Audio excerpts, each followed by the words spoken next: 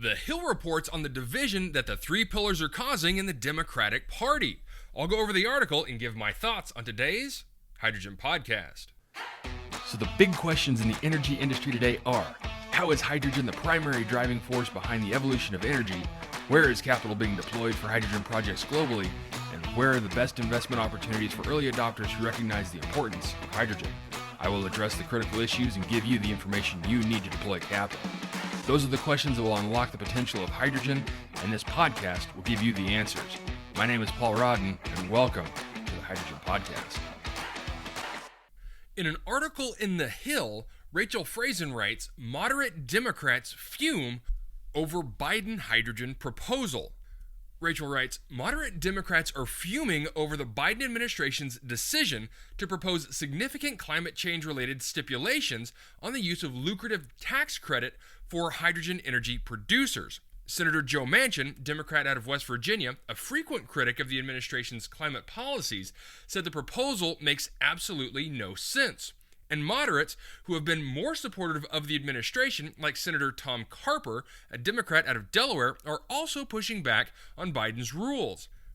The hydrogen energy issue divides Democrats, with more conservative Democrats pressing for the flexibility they say will help a nascent industry that could be important in the climate fight. Liberals argue loose rules could make hydrogen energy a climate change problem rather than a solution.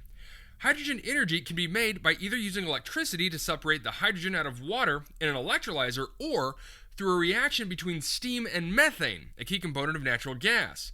The fuel could be a key tool for cutting emissions from the industries whose climate pollution is difficult to mitigate, including aviation and making chemicals, cement, and steel.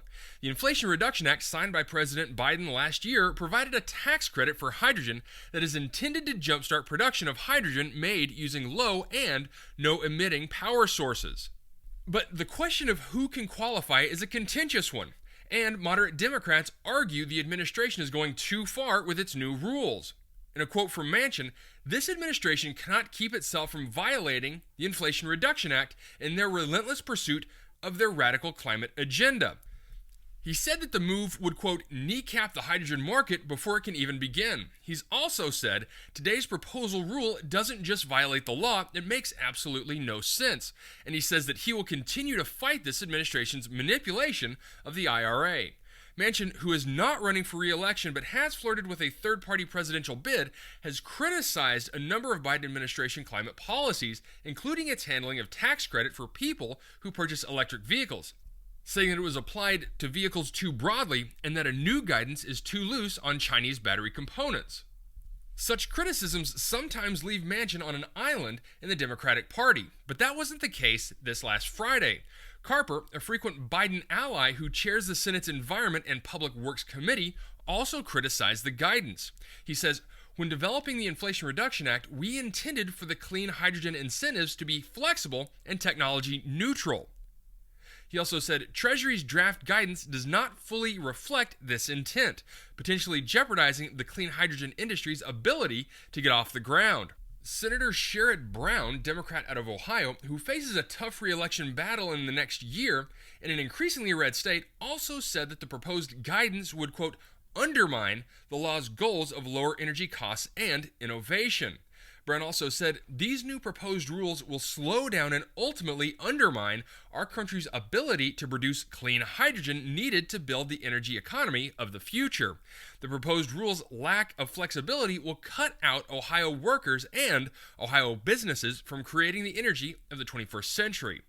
This pushback is not a surprise. Last month, 11 Democrats signed a letter pushing for flexible rules for hydrogen industry. Carper was not on that letter, but also sent a missive calling for flexibility. At issue is whether to require hydrogen producers to build new clean power sources to fuel hydrogen production, or whether electrolyzers should be allowed to pull existing power off the grid. Climate hawks warn the latter could result in more hydrocarbon use because it could drive up power demand in general and push planet-warming gas plants online. They've also called for this new power to be in the same geographic region and produced within the same hour that is used to try to limit hydrogen's impact on power demand overall. In a quote from Jeff Merkley, Democrat out of Oregon, I applaud the Biden administration for taking this important step to ensure that we develop a truly clean hydrogen industry. Hydrogen has the potential to be a key part of the climate solution, but only if we get it right. He also added, creating hydrogen energy can be a very greenhouse gas intensive process. I and others have pushed hard for high standards because if hydrogen is not clean, then it cannot be a solution for hard to decarbonize sectors like heavy industry and could even take us in the wrong direction. Merkley led a letter in October pushing for stringent standards and was joined by 7 of his colleagues.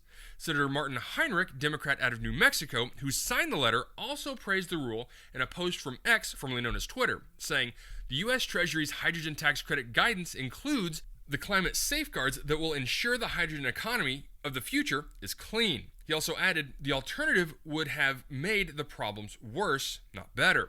I applaud the Biden administration's leadership here. Okay, so as expected, the release of the U.S. Treasury's 3 pillars stipulations has continued to cause more strife and division, with some applauding the decision to have strict regulations on what projects can be considered for the 45V, and others fuming over this policy and wondering if this will further strain the hydrogen industry to the point of failure. Now, we have infighting in the Democratic Party over how severe these regulations will be. And I can say firsthand that we've seen on the podcast this same division in the comments we've received, especially after our special report with Roxana Beck-Mohammadi, the executive director of the U.S. Hydrogen Alliance. She, like Joe Manchin, is understandably upset with just how tight these regulations are. But several listeners have commented in opposition to her points, some aggressively so, that these pillars must be put into place. Now, I've said my thoughts on how to build the hydrogen economy, and I realize that some form of regulations are a necessity. I also see these 3 pillars as really just affecting electrolytic hydrogen development. If we're currently looking at SMR and CCUS tech generating hydrogen under $3 a kilogram, depending on electricity costs and feedstock costs, and electrolytic from renewables at $5 to $6 a kilogram, even a $3 incentive won't be enough to get to price parity. But here's where I find the issue with the 3 pillars. Blue tech development doesn't really hinge on these incentives, but there are electrolytic opportunities outside of renewable power sources that will be hamstrung by these regulations, namely nuclear and even geothermal. I separate out geothermal from the likes of wind and solar simply because its supply isn't intermittent. These technologies could struggle to get Treasury approval, even though they would effectively be the quote-unquote greenest options available. So this one-size-fits-all approach to the 45E tax credit obviously has rather severe blind spots that will hopefully be ironed out as these regulations get formalized next month.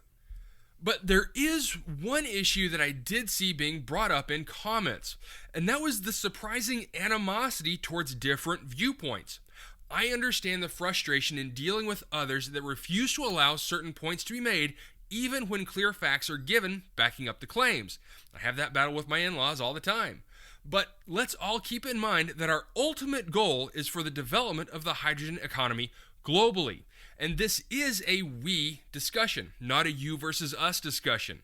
We can save the infighting for another day because this is an all-hands-on-deck moment to ensure the progress that's been done so far isn't wasted.